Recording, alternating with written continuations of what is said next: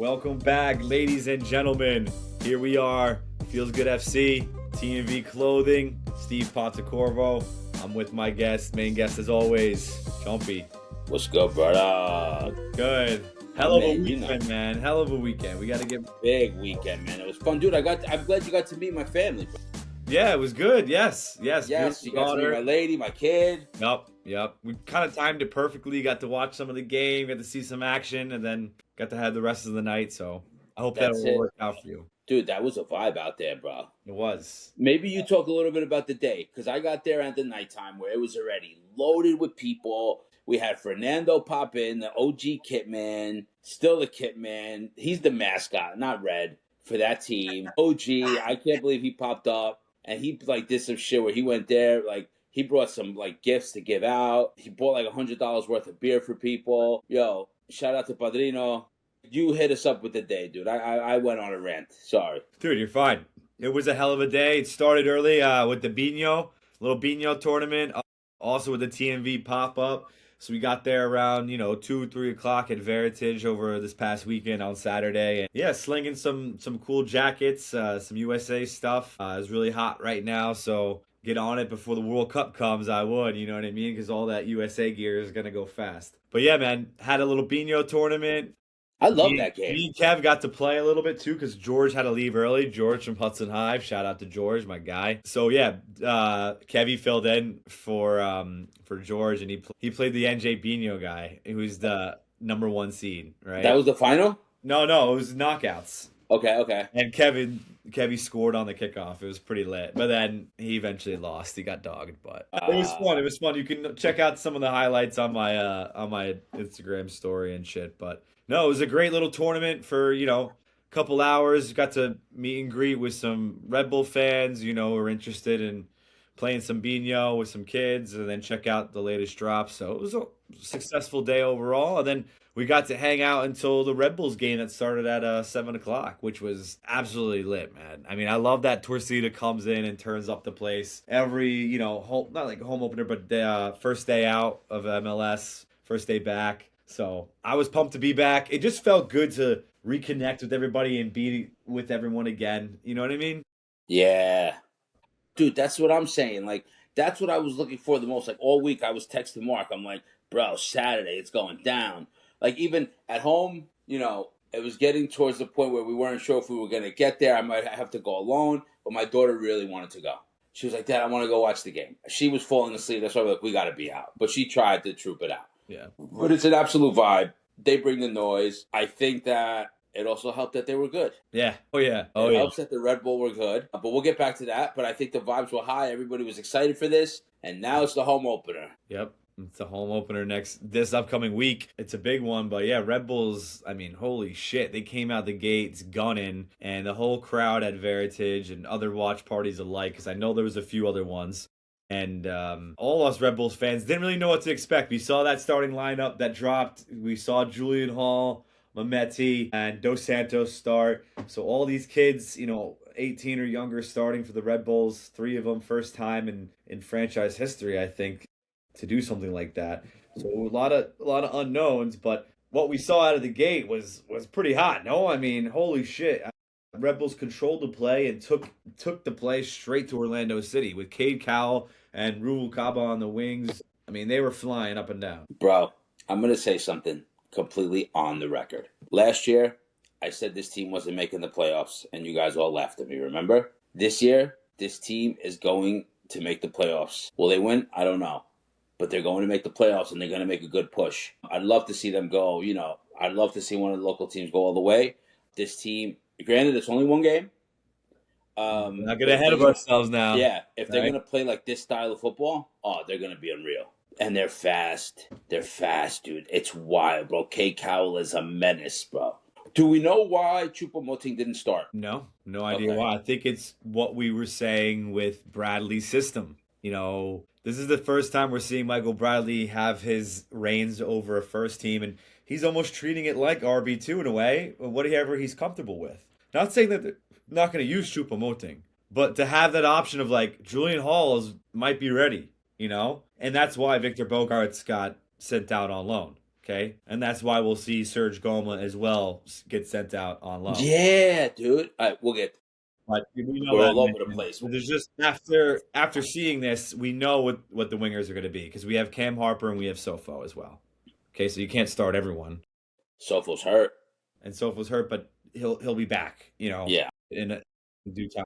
But holy shit, I mean, Michael Bradley's vision really just came to life, and I think having this connection to RB2 and his experience in the USA and MLS and overseas, he has a pretty good scope of the soccer verse, right, in America. And with the changes, I think some of it might, there's going to be a little bit of growing pains, but for the most part, I think Michael Bradley will be able to coach these guys up. And we talked to Chupo on Media Day. You did as well. And Michael Bradley's message is pretty clear. With Sandro, I don't think sometimes we knew what the fuck, the German drill sergeant was trying to fucking say half the time. So we got a clear message from Michael Bradley, and it's really translating with Mehmeti in the middle and Forsberg and Julian. It translated for a day. Let's put together 2 in a row. Yeah, for a day. All right, let's put together 2 in a row. Let's put together 2 in a row. Yeah, but we got to say, they were all over Orlando for the first half. Then they should have won that game 4-0. Yeah, it could have been 4-0, but that first goal, you got Cade Cowell slinging the ball in a tight window to Emil Forsberg. Forsberg ever able to walk into the box, go around Carpo, and then find Julian Hall for that first goal. And Veritage was lit. It felt like we were back, officially. Everyone was pumped up. So Red Bull fans were feeling like, is this even real? And just chance after chance after that. Cade Cowell, good chance. Rubel Cabo had a good chance. And then before you know it, Mehmeti makes a great play off of a corner, crosses in, Julian Hall, 2-0 to the Red Bull. And then, what are your thoughts at this point where we're just cooking? So as I'm watching this, I'm like, dude, this team looks like a team. Because I remember saying it a few weeks ago, because they didn't sort out the back, which wasn't the worst, by the way. Yeah. Wasn't the worst. Because they didn't sort out the back, I was expecting them to run and gun, but expect to win games 4-2, which obviously on their end, they missed 2, 3 maybe. So right. They easily could have won that. Yeah, right. 4-2, 5-1, 100%. Yeah. But it could have ended that way. Is that team's identity? I'm not sure. I keep seeing Michael Bradley, and I asked Michael Bradley, after the post game, I got to ask him a question. My question was, you guys weren't the greatest on the road. How important is it to get a win on the road this year of all years, And he's like, it's important to win all of them. But yeah, getting sorted out on the road is the way, which is a home run. And I think that's the brighter spot of the whole thing, is that they got a win on the road. The end of it wasn't pretty. The beginning of it wasn't the prettiest, but they got the result they needed. You can't miss that many chances, Yeah. They hit the post a few times.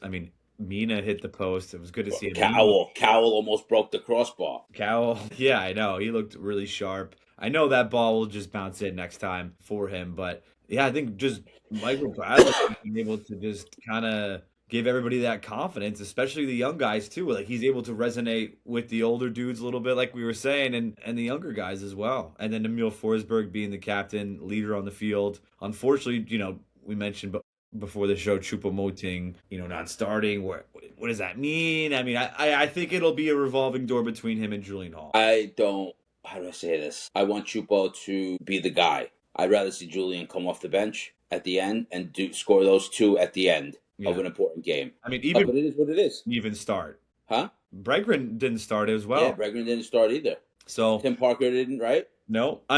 So maybe our depth, that's what I was kind of saying before the season. I was like, the depth pieces are the RB2 kids. They are. And I think they're fast. They're hungry. They're ready to run. And I think they're ready for this top level. Just goes to show Orlando is not a walkover. And then shout out to the back line. For right now, Justin Shea and Nicholas took over the reins. Not the, biggest back line. And then Marshall Ruti had a good game as well. A good debut from him. And as well as for a younger Dos Santos, which makes sense now why they got rid of Raheem Edwards, because they have Dos Santos coming through, which Michael Bradley stated in that post game that he's been training with the team and that he looked like he could play a part. So he has full confidence in that young left back too, to make an impact on the first team, which is incredible. What was your thoughts on the keeper? What, Carpo or Ethan Horvath? Horvath. I think I said this. I wish Carpo was on Red Bull. Whatever. Right. But I mean, he didn't have much to do in that first half. Second half opens up. Orlando, to no surprise, is coming back at Red Bull a little bit of push from Orlando. But they didn't have much still. I mean, Horvath played fine. I mean, there really wasn't too much to write home about. Made a couple good saves. Justin Shea made a good desperation stop with his backside on one play. Yeah. But, Ethan played good. I expect him to be a good goalkeeper. We have other capable goalkeepers right behind him in AJ and McCarthy as well. So, when he's called upon, we'll be able to test him a little bit more then. Hopefully, you're going to be a good PK saver as well when the time comes. We'll see. We'll I see. think we deserve to get that clean sheet, the Red Bulls, out of that. And it definitely deserved to. I mean, maybe a 4-2 easily could have ended, but 2-1 doesn't really tell the tale of the game. And it was the 95th minute. you know what's crazy? I think this Red Bull story, the story being Michael Bradley, is going to catch a lot of traction. I think so too. I'm already seeing it on a lot of USA accounts. And I think a lot of USA fans have always liked Michael Bradley, right? We just want good things for him. And to see him take over a Red Bulls team, it feels good. And I'm thinking already too far in the future, but I'm saying if he does really good here, his first year, he's going to get poached by somebody. Let's see. I mean, look, man, it was one game. We're acting like he won the fucking World. But just because literally I'm hearing from MLS accounts, Red Bull accounts, we haven't seen a Red Bull side play the way they play, which was like possession, and we took the game to Orlando. We shook them completely in their building, nonetheless, too. So if they could even keep showing shades of that on the road, which this team has historically been good at home, so as long as we can take care of business at home, we could be in for a decent year, like you said. And maybe start to aim higher. I know I don't want to get ahead of myself. I'm not acting like a fucking Jets fan over here. All right, but come on. Tony Soprano was a Jet fan. He's like, it was a no-brainer. He's like, the Chargers quarterback has a hairline fracture. Dude, I'm telling you, man. I think that the middle, everything was decent. Everything was enough to win the game, right? Mm-hmm. And that's all you could ask for. But more importantly, which isn't being honed in on enough, is that they won a game on the road, something that fans have been dying for. And, now it's on. You got a home game coming. You already won one on the road. You got a team in New England that isn't really, they're not really the greatest, but they made a couple moves this year too. So it should be a good game, actually. It didn't take me long to get on this train, just because I'm looking at the lineup right now. And I'm seeing Andy Rojas, too. He didn't even get to play. We talked about Sofo being injured. So we still got Sofo. And we got Cam Harper. So I think this team is good. It's just the back line, maybe add one more piece down the line. And I think this is a playoff team. We can run the table and see where we go. The Red Bull are kind of getting this thing sorted out right now. Or at least it looks that way. Being that we saw Sergio Goma leave today randomly, or going to be leaving randomly, do you think that's possible that we see more of that with other guys that we're not seeing? I mean, Serge Goma was just an odd man out, and I think the other one you're thinking of is Dennis Yangar. I mean, I don't know where he fits in. He wasn't dressed either in this lineup. On the bench, we had those roles filled with Rafael Mosquera and Andy Rojas, who didn't see the field. And like I said, that's not even including Cam Harper or Sofo. So that's 4 other players that are ahead of Serge Goma and Dennis Yangar. So I think Dennis Yangar is the next maybe one to get loaned out or sold somehow. I'm surprised he hasn't almost. I don't think he's hurt. It's just, K-Cal is alone. So K-Cal is going to go back to Guadalajara after this year. We need to keep that depth somewhat. But we have young guys coming through the system from RB2 to at least cover it, and that's why Serge Goma. We don't need a Serge Goma. We didn't need a Raheem Edwards. A lot of these guys were just, they had their shot. I feel like they had their minutes, and it just didn't cut it. I mean, we even had Bregren come off the bench and play like a center back role, Michael Bradley said at the end. So he's really switching it up this year. This is a completely new face, new team, and a new era. And it's the Michael Bradley era, USA men's national team, former player. You know who I want to talk about that I was very happy that they signed, that I thought had a good game? Marshall Ruti. I thought Marshall Ruti had a good game. He was very good, actually. Dude, he's another one that's super fast. Yes. But I think he found himself in a good place, man. I think these little positions that they got guys in there, it's going to be a home run. I do say also, Ruvalcaba had a great game, I thought. Yep. New DP signing. Yeah, but you're right, dude. The forwards are like crazy. You got Killer Cam, Serge is gone, Cowell, Rossborough, Hall, Sofo, Ruvalcaba, Mosquera, Forsberg, Mitchell. Mitchell too. Yeah, Gengar, Rojas, Chupo, Bogas is gone, and Bregman. Oof. Right? That's a lot of forward. Bregman's not a foul. But that's what they have him here on the Red Bull. Well, that's wrong. That's wrong. I mean, no, this is ML. Okay, well, that's wrong. He's a 6. He's a central defensive mid. Central defender mid, yeah. I don't know. He's on there. He's on here. Look. I believe you. Yeah, I'm like, what the fuck? Well, that's just, the league doesn't know what it's doing. MLS, you got me fucked up over here now. Come on, man. Steve's pissed now. Come on. We gotta know the players, man. So, good to see Red Bulls get the win. Would have liked a clean sheet there with the back line. They did a good enough job between Justin Shea and Dylan Nealis on the day. And like you said, shout out Marshall Rudy. Can't wait to see more of him. And Dos Santos as well. All played good, and we got some good depth there. So Red Bulls take the 3 points, head to New England. On the other side of the river... New England heads here. Oh, yeah. Heads the Red Bull, yep. And then on the other side of the river, we see New York City draw LA Nasty draw. They had a red card in the 64th minute. You can't play that long with a man down, not create more chances. They miss Martinez in the worst way. Dude. They need a striker bad. They need a striker now.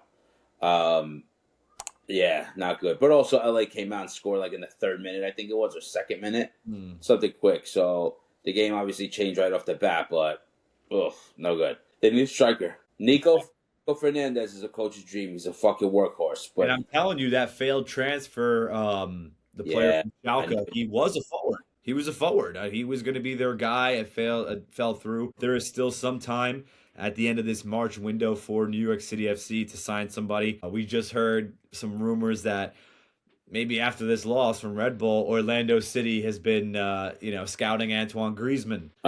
So that is cooking up something. Is he going to come in the middle of Atletico season? See, this is what I'm saying. I don't know if he's going to ditch Madrid at the end there of their season, or if he's going to want to finish out and then join maybe in the winter. I don't know. My thing is that you're going to have that little window that is going to change things before the season starts to the next season. So I'm assuming that everybody's taking that into consideration too, or at least giving that thought, because you're coming in the World Cup. Chances are they're going to have to change that window or do something in the middle of that window so it offsets the time. So I'm assuming that's all things that have to get put into consideration. Yeah, definitely. So let's see. But real quick, if they beat New England, then they have Montreal, and then Toronto. So, dude, the Red Bull could easily be 4-0. I think so. I'm thinking we should be 4-0 after what 4-0. Go into Charlotte to 20. Yeah, and I think that'll be maybe their first. And then they run the gauntlet. They got Charlotte, Cincy, Miami. Okay. So you'll see. It could be a tale of two teams. You go 4-0, you could easily go 0-3. Right. I think that's very likely. I think we can see because it's not going to be perfect. It's just that we just didn't know what to expect. You know what I mean? But to see this type of play from Red Bull, we like that. We like possessing the ball. Everybody did. Yeah, I like what he did. I mean, you see Justin Shea making like he was all the way up the field, getting in on tackles too. Dylan Nealis was all over playing balls, in tight windows and stuff. Everyone was really on it in the back there, and they were crunching tackles. So it was really good to see. I just hope they can keep it up against the bigger teams. We'll find out soon. Who knows? I mean, obviously against the Derby too. Let's hope City doesn't find a forward then, but you never know. Let's see. When's the Derby? It's not until May. Oh yeah, May 16th.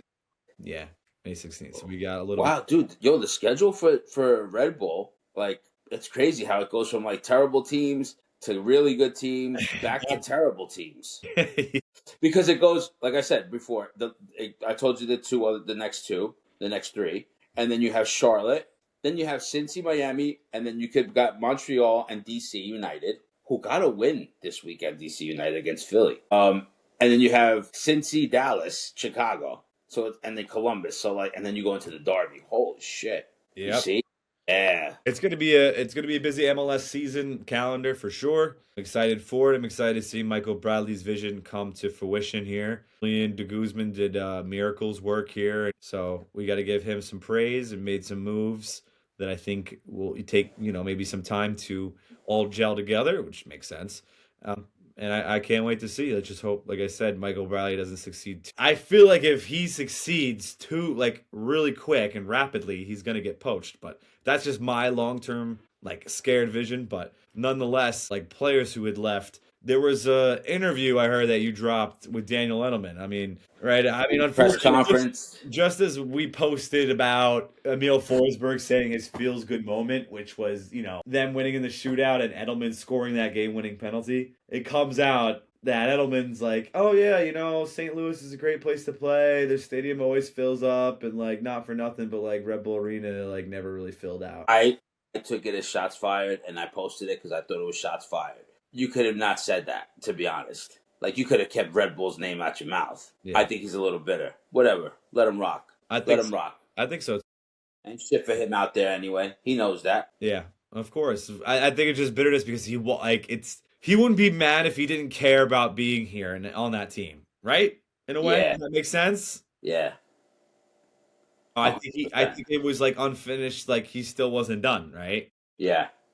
So that's tough, and I think that has to do with some of these RB2 guys. I mean, in every position, Roll Mitchell, then you got Mosqueda and Rojas, and then Mehmeti. So like Daniel Edelman gets the axe, Goma gets the axe, all these other graduates from 4 years prior kind of got sent out. I wonder what Sergeant Goma's deal is. Like, why are you going to a USL team? Because he wants to start and play regular minutes. But like, isn't that going? Like, I'm not knocking it. It's like the same thing where it's like you score a bunch of fucking goals down there and you're like king. I guess. Right?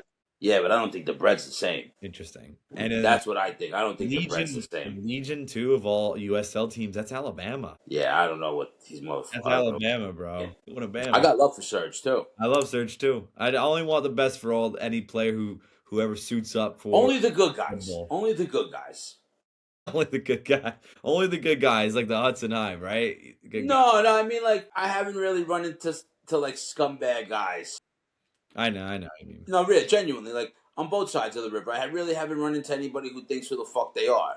And there's been some really good players that came through on both, Even like superstar Forsberg, dude, he's like the nicest guy ever. Yeah, Forsberg's good with the media for sure. Yeah, he's always out there when shit hits the fan. He's there eating it.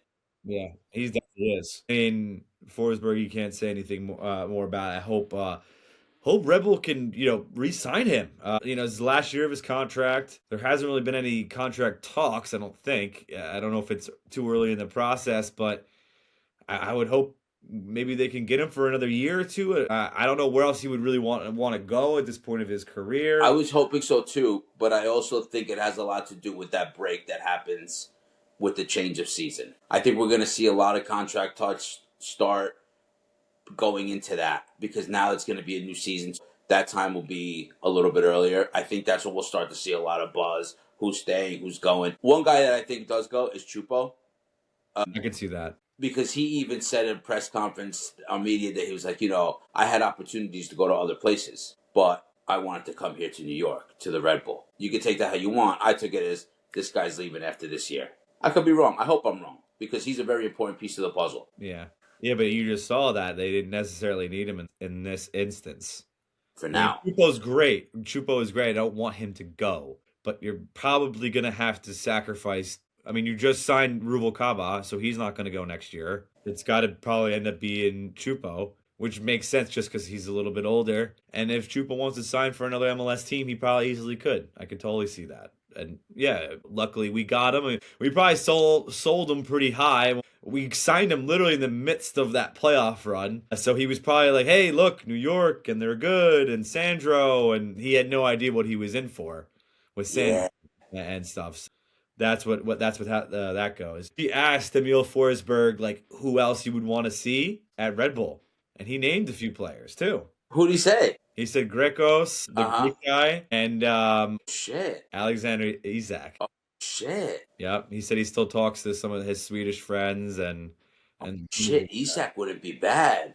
right? A few years Shit. from now, like that's what I'm saying, like 2027, Shit, yeah. yep. And that's what I'm saying. If you take care of Forsberg, it's just like anything in work and in life. You take care of these people, they'll recommend. You know what I mean? They'll be like, "Hey, you played there. What's it like? Is it a bunch of jerk offs? Is it?" And everyone has good things to say about the organization and the people around in the organization right now for Red Bull. And a lot of pieces have moved, and we got Julian out there. No more Dennis Hamlet. Remember that era? Like he got a little bit too, big for his own boots there because he had those successful Shield seasons. So he felt like he didn't need to do anything more. So now it's just like we finally hopefully can find some stability with this management and Emil Forsberg being our number one player, best player since Thierry Henry. I'm going to tell you something about Hamlet that I don't think that everybody knows. Giuseppe tried out and was training with the Red Bull, Rossi. And Hamlet said, nah, we don't want you here. And then he ended up going to RSL. But that would have been amazing, having the Jersey guy playing in Jersey. Of course. It would have been insane. But they didn't. And he also fucked, who was the other guy that was supposed to go there?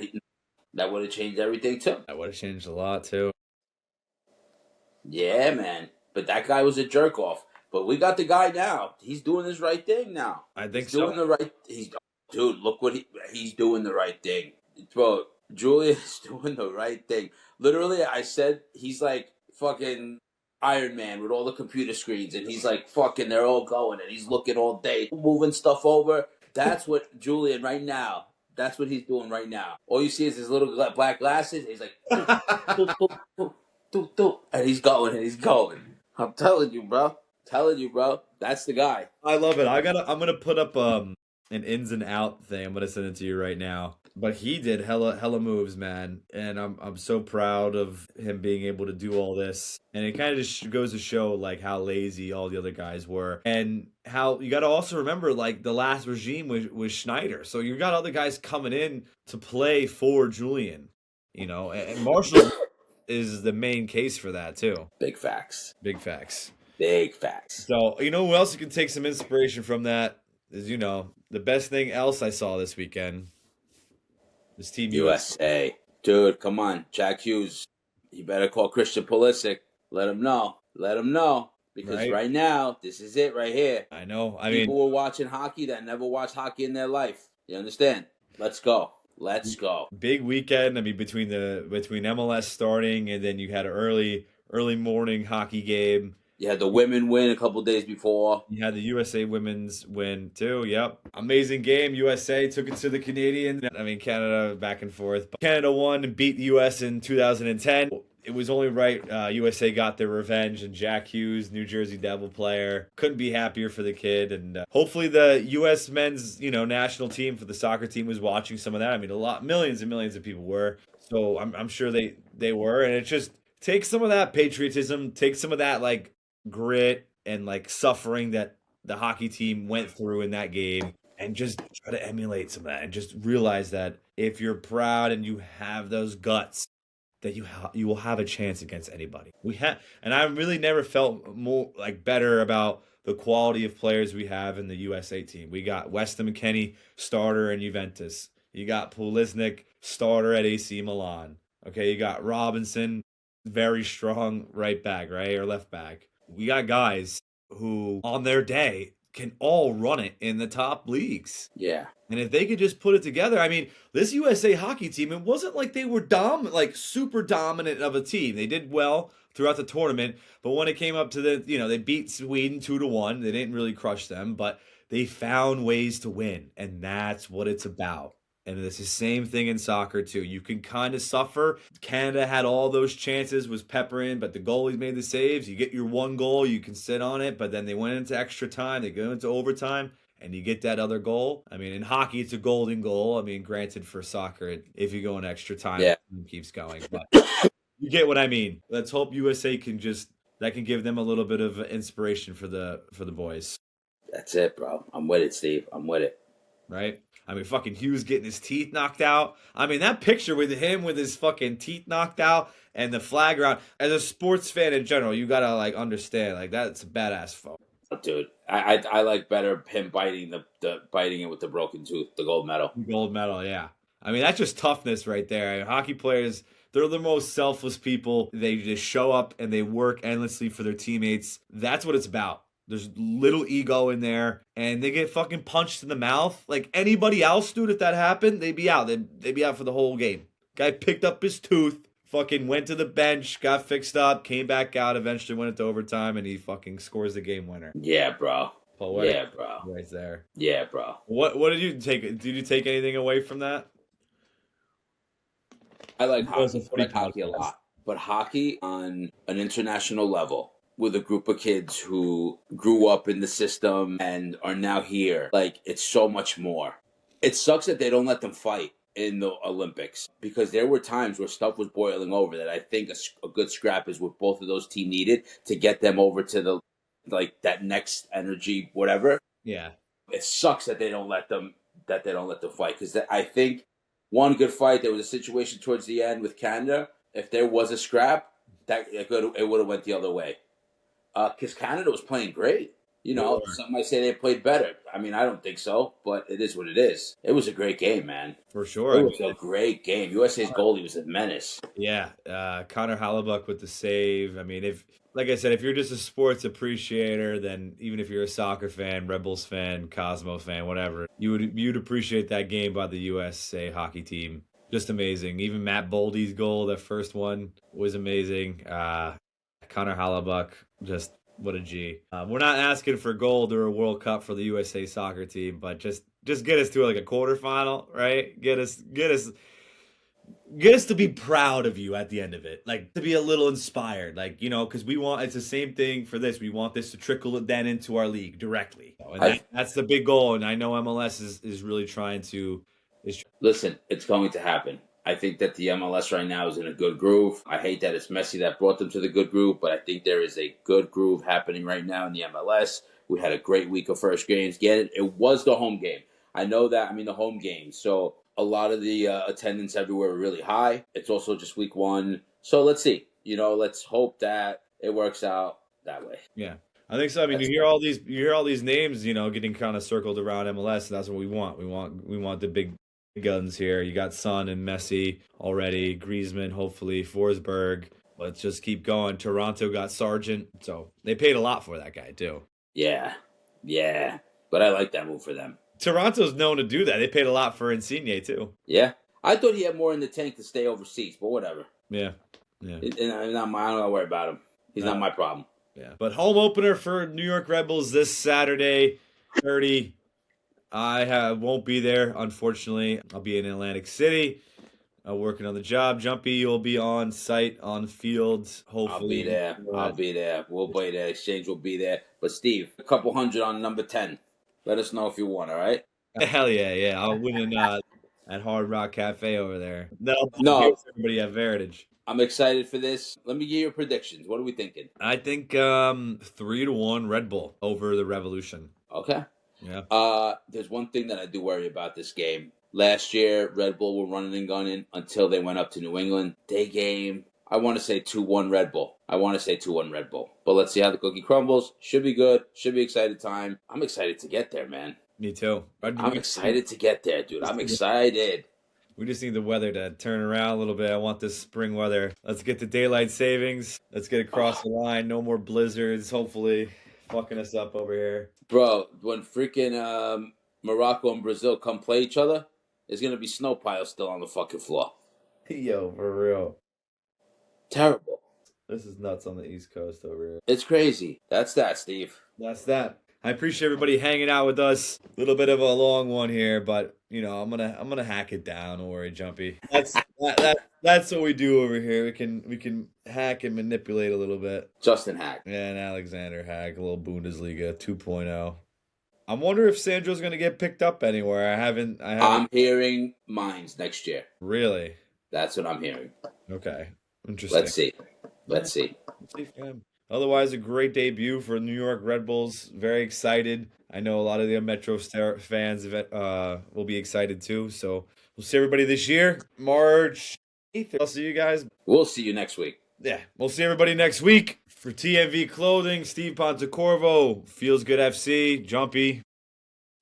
You already know, Steve. Love coming on here with you every week. And like and subscribe. I never say this shit, but like and subscribe. Check out feelsgoodfc.com. Check out the Celtic kits. Check out the hockey jerseys. I got it all for you guys over here. TNV Clothing, you know what it is. Just DM me if you're interested in everything. Pumpy, thank you as always, man. I love it, dude. Pumped to get the MLS season back going, getting with the people. Can't wait to interact with the South Ward. Talk with Michael Bradley, get all jacked up for Jersey and for USA. Let's go. Fucking country, baby. Let's go. Sell all the boats next week. The week after you're over there. Exactly. Sell some boats this weekend. We'll be cruising. I'll be on the boat, on the water in no time, right? Let's go. Peace.